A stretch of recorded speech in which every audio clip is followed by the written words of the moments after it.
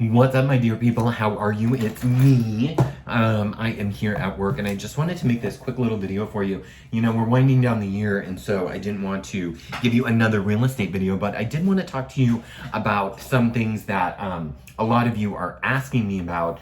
And I always get this question at the end of the year, so I thought, you know what, I'm going to make a video on this one question that I get at the end of the year all the time, and that is, and I think it's because a lot of you are thinking about a job change in 2023, or just typically at the end of the year this happens, and I think that's great if you want to, but a lot of you reach out and ask me, should I get my real estate license? And first and foremost, let me tell you, if you're thinking about doing it, yes. I'm going to give you the pros and cons really quickly in a video about why I think that you should get your real estate license. And there's a way that you can actually make some passive income just having your real estate license. So we're going to talk about that really, really briefly.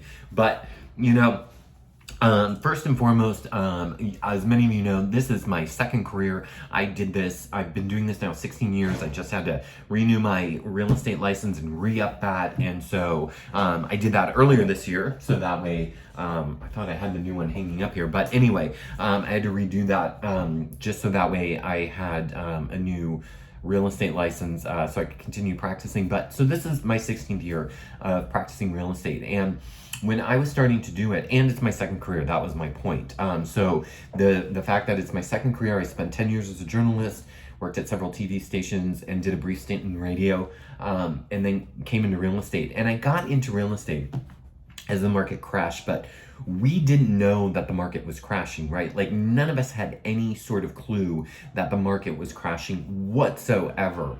And so what I had to do is recreate myself in this new business. So let's talk about the pros of getting into this business. And the reason why I say I think you should get into it if you're thinking about doing it now is because the market that we're going into, or that we are in right now, is very similar to the one that we went into when I got into the business. So let's talk about that. First and foremost, freedom. You do have freedom and flexibility in your schedule, although you are going to be working a lot of evenings and weekends, and you might be showing a house on the 4th of July if you choose to do that, those types of things. So you do have to be prepared for that, because a lot of times you're going to have to be doing some work in the beginning of your real estate career to get clients in the beginning. So those, you know, most open houses are on the weekends. I'm at the point now, I choose not to work Sundays. That is part of my business plan, to not work Sunday.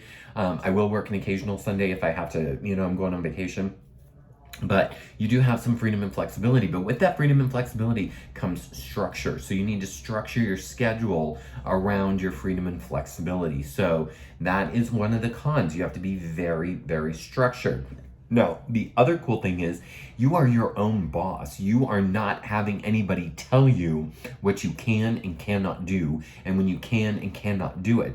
But again, with that, one of the cons is that you can get into this crazy rut and you can go days on end without doing anything if you don't do anything. So in order to be successful, you have to have the structure. And that's where coaching comes into play. So if you've thought about doing it, then you should, you know, do it, and then that way you can get some coaching into it. Now, the other good thing about being in real estate is you have an unlimited ceiling of income that you can make, where many jobs you hit this ceiling as to what you can make. And you can't go beyond that. You can hit a ceiling for vacation time. I have not filled out a vacation request form in 16 years. If I decide I want to take the day off when I get up tomorrow morning, I can just do that. Like, I don't have to call in sick. I can just take a mental health day if I want. Nobody controls my schedule.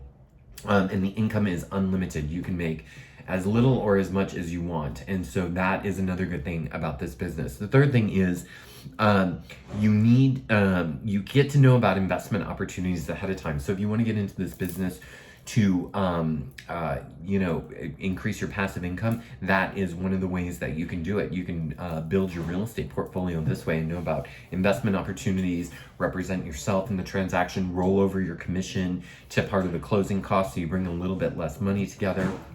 So those types of things. The other thing that most people don't know about is that when you do have a real estate license, when you go to get your real estate license and you're going to make a referral to another agent somewhere in the country. Let's say, I have somebody moving to Palm Springs or Dallas, Texas, or something like that.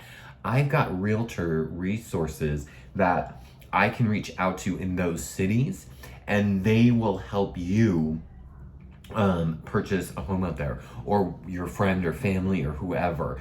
So I've got that. Then what happens is when that transaction closes, that agent will send you a 25% referral fee. You have to get it all in writing, but that's just one of the ways that you can do it. So you can do this very, very passively. There are some people who have very successful real estate careers where they don't sell a stick of real estate. It's just that they're doing referrals. The other thing is you get to help a lot of cool people. You get to help them with their biggest real estate investment that they make. So this is the coolest part about this job, that you get to help navigate people through that. And by doing a good job, you've earned now the right to ask for a referral, and you can ask people for referrals and grow your business that way, which is what I've done over the past 16 years. Now, like I said, there are some downsides. So the downside is you're paid on a gross scale, which means they don't take out any taxes. So if you're not good with your money, you got to set aside a minimum of 30% per paycheck to go towards your taxes. So you have to do that. Then you got to pay quarterly taxes on time. So you need to be doing all these things. Otherwise, you're going to get yourself into a little bit of a mess, which I know plenty of realtors have not paid their taxes. And so then they get into a little bit of a snafu. And that's not good, because you don't want to get caught with the government. So that's first and foremost. You want to make sure that you're saving that. Another one of the cons, like I said, you're working a lot. Some years you're just working your face off. The last 2 years we've been doing that. We've just been working our butts off because it's been so crazy busy with the increasing market. Now we're having to work our butts off in a different way in order to maintain our businesses. So yes, if you want to get your real estate license, you absolutely should 100% get your real estate license, because there's enough business out there for everybody, and you can be very successful in this business if you would like to. So if you have questions about getting into the business, let me know. I would love to help you out. Hope you're all having a beautiful day. Talk soon. Bye-bye.